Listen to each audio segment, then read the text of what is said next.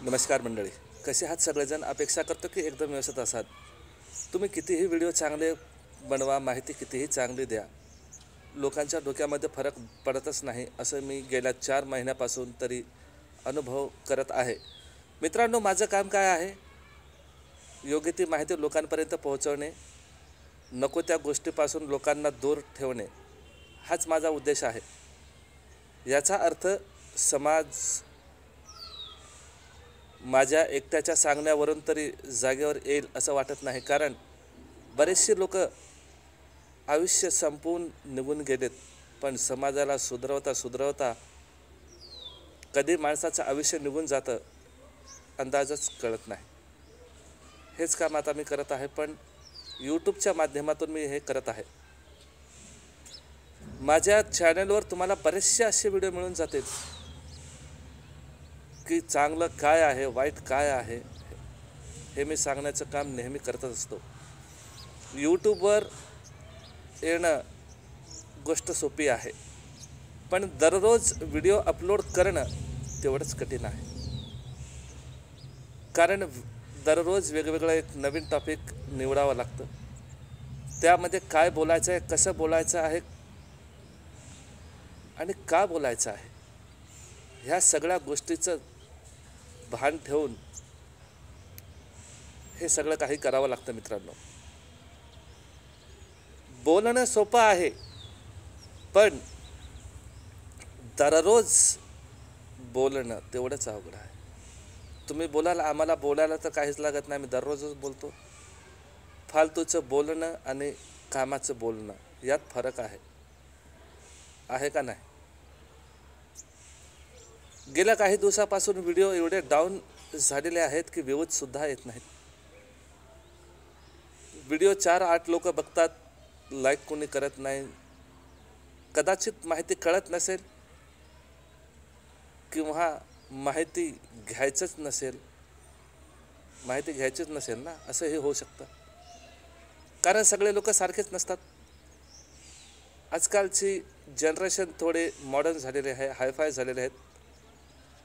पाश्चात्य संस्कृतीचं जतन जास्त केलं जात आहे आणि आपल्या जुन्या संस्कृती आपण दिवसेंदिवस विसरत जात आहोत. कदाचित याचा पण परिणाम असू शकतो.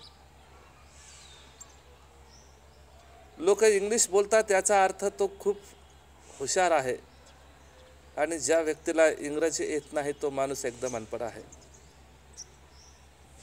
इंग्रजी भाषा ही आपली भाषा नाही, आपली मातृभाषा ही मराठी आहे.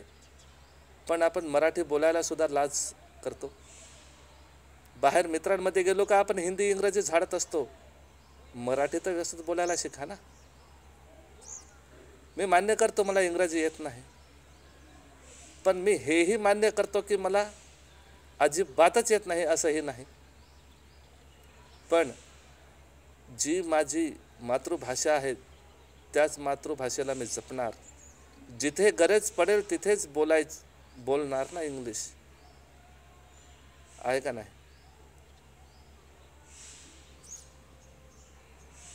कसं आहे मित्रांनो,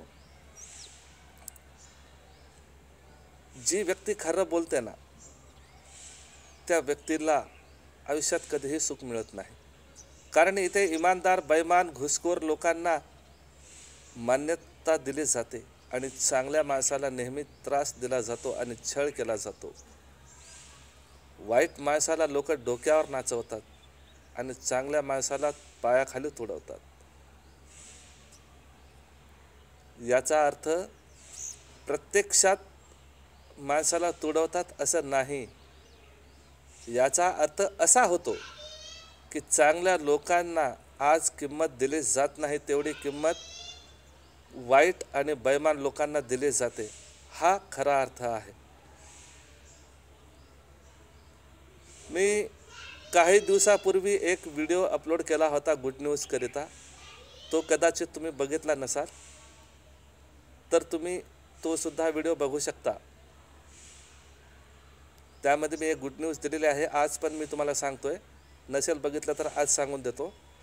1000 सबस्क्रायबर झाल्याच्या नंतर मेल आणि फिमेल दोन्ही कॅटेगरीमध्ये एक गिफ्ट देणार आहे. पण कधी 1000 सबस्क्रायबर पूर्ण झाल्यानंतर. पण याकरिता कंडिशन आहे. काय कंडिशन आहेत?